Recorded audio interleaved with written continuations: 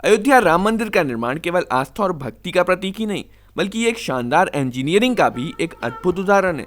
ये मंदिर 235 फीट चौड़ा, 360 फीट लंबा और 161 फीट ऊंचा होगा और एक बार पूरा होने के बाद मंदिर परिसर दुनिया का तीसरा सबसे बड़ा हिंदू मंदिर होने वाला।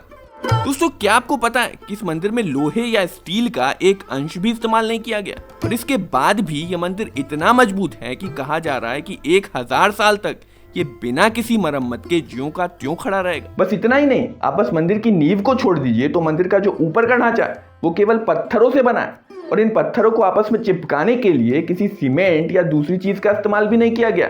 ये पत्थर बस एक के ऊपर एक खास तरह से रख दिए गए हैं। पर सवाल यह है कि जहां आज के मॉडर्न जमाने में लोहे और सीमेंट के बिना किसी मजबूत इमारत की कल्पना करना भी मुश्किल है, वहां आखिर ऐसी कौन सी तकनीक का इस्तेमाल करके राम मंदिर को मजबूती दी गई है? और अगर इस क्षेत्र में भूकंप आता है तो क्या ये मंदिर उस भूकंप को सहन कर पाएगा? नमस्कार दोस्तों, मेरा नाम है आशुतोष और सबसे पहली बात, लोहे का इस्तेमाल आखिर क्यों नहीं किया गया? लोहे का इस्तेमाल न करने के दो कारण थे। पहला तो ये कि हिंदू मंदिर वास्तुकला में पारंपरिक रूप से लोहे और स्टील के उपयोग से परहेज किया जाता है, क्योंकि ऐसा माना जाता है कि लोहा मंदिर क्षेत्र के पवित्र वातावरण और ऊर्जा के प्रवाह को बाधित करता है। पर लोहे का इस्तेमाल ना करने का धार्मिक ही नहीं बल्कि वैज्ञानिक कारण भी है।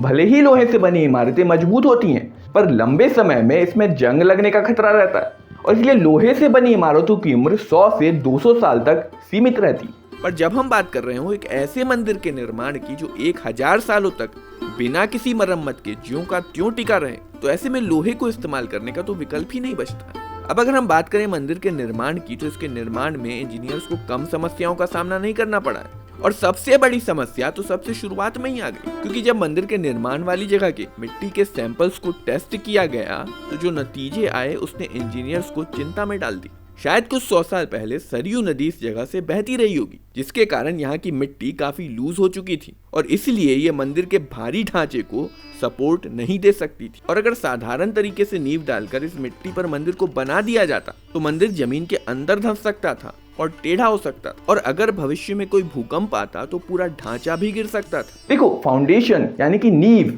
किसी भी इमारत के लिए एक मजबूत बेस प्रोवाइड करती है और उसके भार को सुरक्षित तरह से मिट्टी में ट्रांसफर कर देती है। पर जब वहां की मिट्टी में पकड़ ही नहीं है तो नींव आखिर कैसे बनाई जाए? इसको आप ऐसे सोच सकते हो कि जैसे आप किसी रेत के टीले पे कोई भारी पत्थर रखोगे तो अंदर धंस जाएगा। इसलिए जिस मिट्टी पर नींव बननी है वो मिट्टी सख्त होनी चाहिए। दोस्तों, मुझसे अक्सर लोग पूछा करते हैं कि इंजीनियर्स का काम क्या होता है। यही काम होता है इंजीनियर्स का, किसी भी समस्या का सुरक्षित और किफायती समाधान निकालना। आईआईटी चेन्नई द्वारा निर्देशित इंजीनियर्स ने इस समस्या का एक नायाब समाधान निकाला और समाधान था री इंजीनियर्ड मिट्टी। मंदिर निर्माण वाली जगह की मिट्टी को 15 मीटर की गहराई तक खोदकर यहाँ की पूरी मिट्टी को ही हटा दिया गया और उसकी जगह पर री इंजीनियर्ड मिट्टी को डाला गया। 15 मीटर की गहराई कम नहीं होती है, ये एक 3 मंजिल इमारत की ऊंचाई है। असल में री इंजीनियर्ड मिट्टी एक खास तरह के मिश्रण जैसे कि राख और माइक्रोसिलिका से मिलकर बनी होती है। इस री इंजीनियर्ड मिट्टी को ऑन द साइट तैयार किया गया और सावधानी पूर्वक समतल बेस पर फैलाया गया। इसके बाद इसे दबा करके कॉम्पैक्ट किया गया और इसे कॉम्पैक्ट और समान रूप से फैलाने के लिए बुलडोजर का इस्तेमाल किया गया। कॉम्पैक्शन के बाद प्रत्येक परत को लगभग 14 दिनों के लिए सेट होने के लिए छोड़ दिया जाता है और इस दौरान इस री इंजीनियर्ड मिट्टी में कुछ केमिकल्स रिएक्शन होते हैं, जिसके बाद ये ठोस चट्टान की तरह बन जाती है। री इंजीनियर्ड मिट्टी की एक के बाद एक कई परतें लगाई जाती हैं और प्रत्येक परत अपनी निचली परत के साथ जुड़ती चली जाती है। फाइनली ये सभी परतें आपस में जुड़ जाती हैं और ये एक विशाल चट्टान का रूप ले लेती हैं। 15 मीटर गहरी तो बस इसकी नींव ही है। नींव के ऊपर 2.5 मीटर मोटी कंक्रीट की परत यानी कि राफ्ट डाली गई। इस राफ्ट का मेन काम होता है कि ये पूरे ढांचे के लोड को समान रूप से मिट्टी तक पहुंचाता है।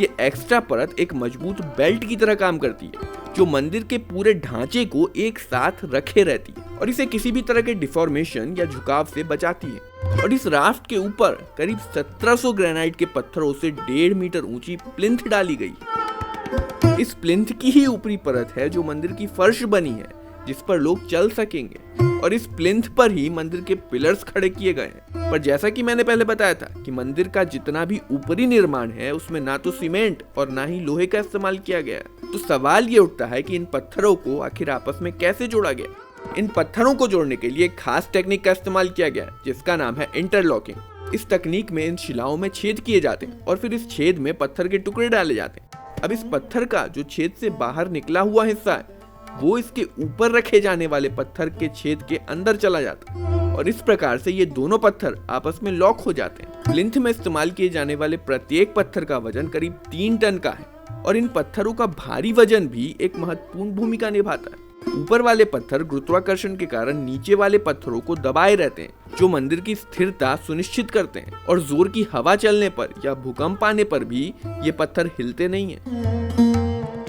तो मंदिर का ऊपरी ढांचा बनाने से पहले बनाई गई है इसकी मजबूत नींव के ऊपर राफ्ट के ऊपर ग्रेनाइट के पत्थरों की प्लिंथ बनाई गई है और इस प्लिंथ के ऊपर मंदिर के पिलर्स खड़े किए गए। और इतना सब करने के पीछे एक कारण है भूकंप। Central building research institute Roorkee को यह जिम्मेदारी दी गई थी कि वो सुनिश्चित करे कि जिस इंटेंसिटी के भूकंप भविष्य में आ सकते हैं मंदिर उससे ज्यादा इंटेंसिटी के भूकंप को सहन करने में सक्षम होना चाहिए। और इसलिए नेपाल से लेकर अयोध्या तक पहले जितने भी भूकंप आ चुके हैं उनकी इंटेंसिटी को मेजर किया गया और इस इंटेंसिटी के आधार पर इसे लेबोरेटरी में सिमुलेट किया गया और उसके बाद ये तय किया गया कि मंदिर की नींव और राफ्ट कितने मजबूत होने चाहिए। तो मंदिर की फर्श तैयार होने के बाद इसके ऊपर मंदिर के पिलर्स खड़े किए गए और इसके पिलर्स भी पत्थरों के ब्लॉक से बने जिन्हें क्रेन की मदद से एक के ऊपर एक रखा गया। ऊपर वाले पत्थर जो हैं वो नीचे वाले पत्थर के खांचे में फिट हो जाते हैं। पिलर्स खड़े करने के बाद इन पिलर्स के ऊपर पत्थर से ही बने बीम्स लगाए जाते हैं। अब यहाँ पर आप देखो, अगर कभी भूकंप आता है तो वाइब्रेशन के कारण बीम और पिलर्स के बीच में स्लाइडिंग हो सकती है और बीम स्लाइड होकर गिर सकता है। पर इन बीम को स्लाइड होने से क्या रोक रहा है? देखो, अगर आप किसी भी चीज को किसी दूसरी चीज के ऊपर घिसते हो तो उनके बीच घर्षण बल लगता है। उसी प्रकार बीम और पिलर के बीच भी घर्षण बल होता है जो बीम को स्लाइड होने से रोक के रखता है और ये पिलर के पत्थर और बीम के पत्थर के बीच घर्षण बल ही है जो इन दोनों को आपस में स्लाइड होने से रोके रहता है। बीम का लोड और बीम के ऊपर जितना भी भार है वो सब मिलकर बहुत ज्यादा घर्षण बल बनाते हैं और भूकंप के दौरान बीम को स्लाइड होने से रोके रहते हैं। इसके अलावा जहाँ कहीं भी जरूरत थी वहाँ पर कॉपर के हुक्स लगाए गए हैं जो मंदिर को अतिरिक्त मजबूती देते हैं। और इस प्रकार पत्थरों को एक के ऊपर एक रखकर बिना सीमेंट और लोहे का इस्तेमाल किए मंदिर का निर्माण किया जा रहा है। इस मंदिर को नागर शैली में डिजाइन किया गया। इस डिजाइन के मंदिर ज्यादातर नॉर्थ इंडिया में पाए जाते हैं। नागर शैली को इसके ऊंचे पहाड़ों जैसे दिखने वाले ढांचे जिन्हें शिखर कहा जाता है के लिए जाना जाता है। देखो, एक हिंदू मंदिर का सबसे महत्वपूर्ण पार्ट होता है इसका गर्भगृह। ये कमरे की तरह होता है और इसमें मंदिर के सबसे महत्वपूर्ण देवी देवता या भगवान की स्थापना की जाती है और इसके आगे वाला जो एरिया है वो मंडप है। मंडप से ही होते हुए लोग गर्भगृह तक पहुंचते हैं। ये राम मंदिर का मुख्य शिखर है जो 161 फीट ऊंचा है और गर्भगृह के ऊपर है। गर्भगृह सबसे भीतरी कक्ष है जहाँ राम जी के शिशु रूप राम लल्ला की मूर्ति रखी जाएगी। गर्भगृह मंदिर का सबसे पवित्र हिस्सा है और केवल पुजारी ही इसमें प्रवेश कर सकते हैं। इसके अलावा इस मंदिर में 10 मंडप बनाए जाएंगे जिसमें से 5 ग्राउंड फ्लोर पर होंगे, 3 फर्स्ट फ्लोर पर और 2 सेकंड फ्लोर पर होंगे। इस मंदिर के ग्राउंड फ्लोर पे 170 पिलर होंगे जो मंदिर के पूरे ढांचे को सपोर्ट करेंगे।